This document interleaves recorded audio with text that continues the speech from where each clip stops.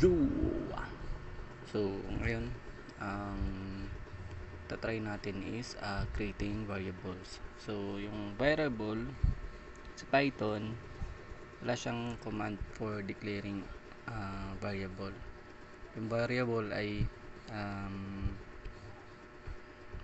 nakikreate the moment na mag-assign tayo ng value to it. So, for example, open natin yung current project natin.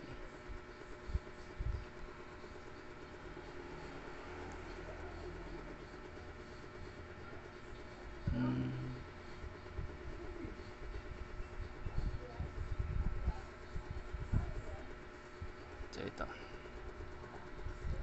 So, ito yung diniscuss natin last topic.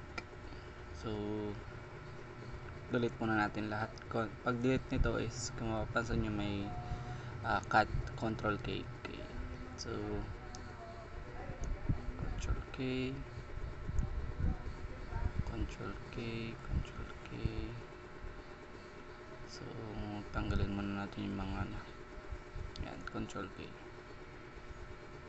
Okay. So, for example, yung value is x is equal to 5. Then, y equal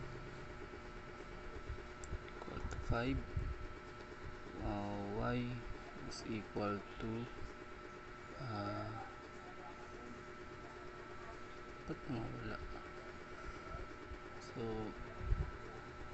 x is equal to 5.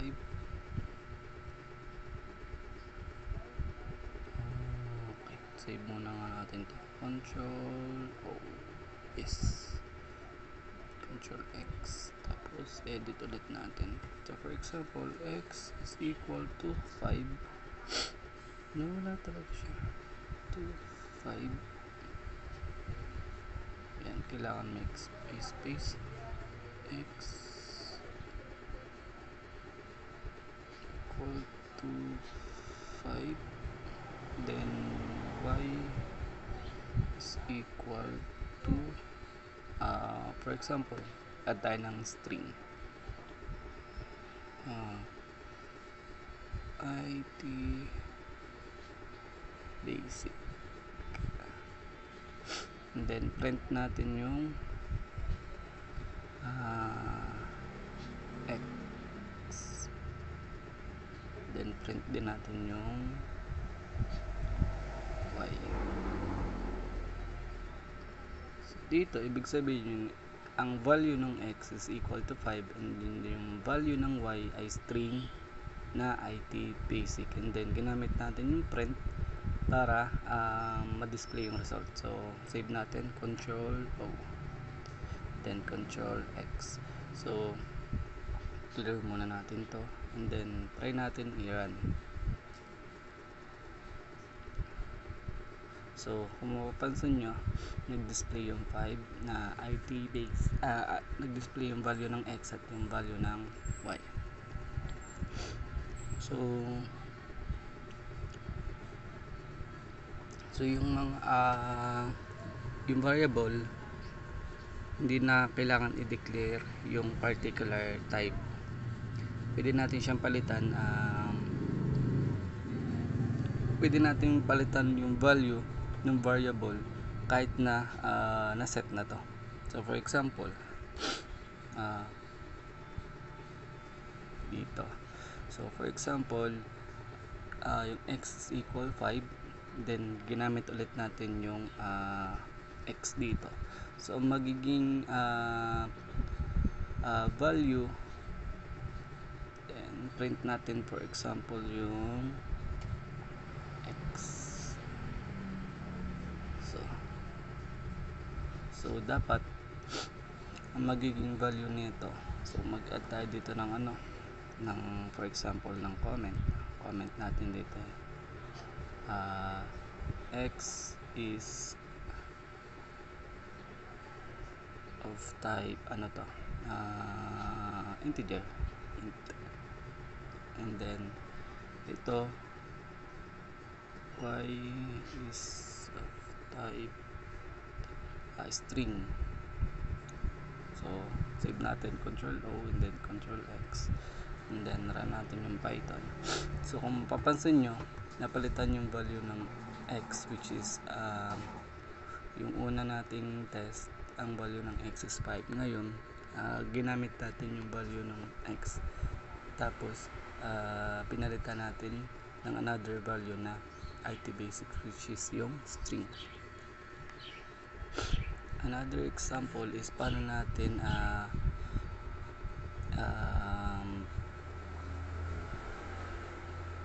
paano tayo mag-specify ng ng data type sa isang variable using casting. So for example,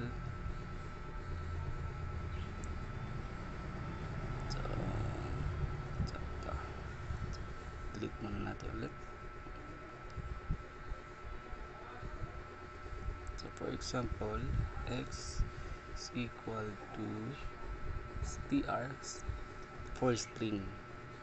Ang value ay 3 for example. So lagyan natin dito ng comment, importante comment, x will be 3, diba? Then y is equal to for example integer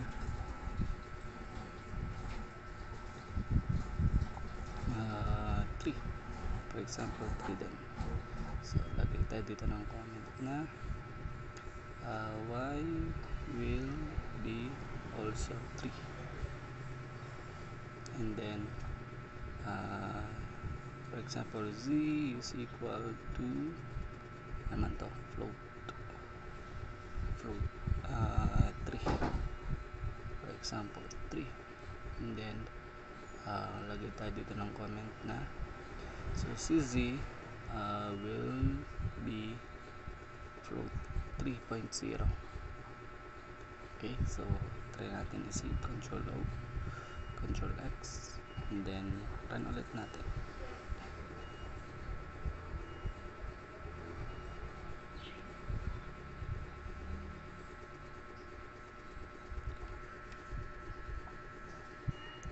Okay, kulang tayo, sorry, hindi natin na-print. So, print natin yung print x, then print y, and then print z, and then Control O, Control X, and then try natin siyang i-run. So tama yung natin value 3, 3, and 3.0, which is yung floating natin. So paano naman natin makukuha yung data type ng isang variable using type open parenthesis and close parenthesis function. So for example ito, delete ulit natin Control K, Control K, Control K, Control K, Control K. So for example naman is x is equal to 5, and then y is equal to string ulit, for example string id basic, and string siya, and then print lang natin yung type lang natin, type, and then open, and then x, and then close, and then close again, and also print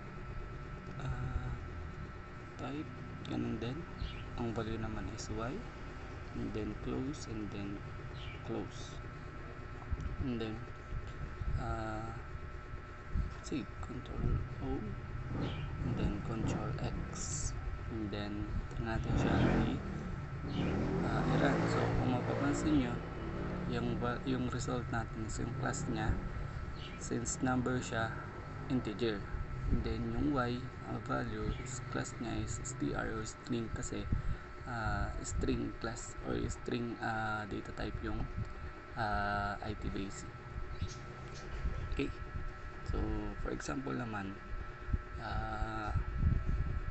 so yun nga, sa pag-add ng variable na string, doesn't matter kung ang gagamitin mo ay double quotation, for example IT basic, or single quotation, example IT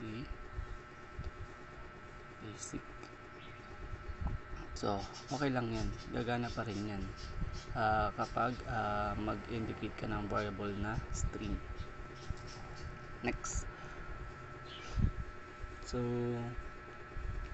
sa pag-add ng variable, si Python kasi is case sensitive. So for example, gawa tayo ng example. So dito, so yung ginawa natin kanina, for example, di ba, ito, tapos na-override natin yung na-override natin yung value ng unang x, naging IT basic. So dito, since case sensitive si Python, kapag pinalitan natin ng value ng variable na capital X and then print natin yung for example X, and then print din natin yung capital X dito, and capital X. So since si Python is case sensitive, hindi niya i-override yung or hindi niya papalitan, hindi niya ma-override yung value na x kasi case sensitive to. Small x is equal to 5 and then capital X is equals to IT basic. So try natin i-run, and then control X, and then clear muna tayo, and then run natin yung, so kung mapapansin nyo, parehas nag-run yung 5 which is yung value ng x at saka yung IT basics which is yung value ng capital X.